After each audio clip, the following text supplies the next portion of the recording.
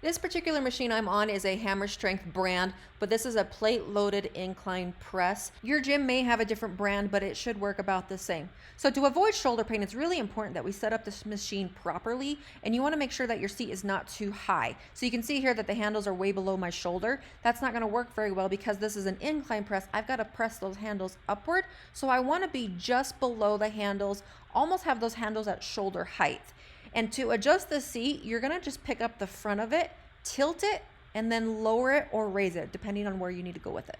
I always tell my clients that this is not a ladylike machine. I want you to spread your legs, press your feet into the floor, and flex your abs. That is gonna give you a strong base so that you can really focus on your chest exercise, and that's gonna make you feel a little bit stronger. The last tip is the elbows. I always see people get on this machine for the very first time and they have their elbows very high.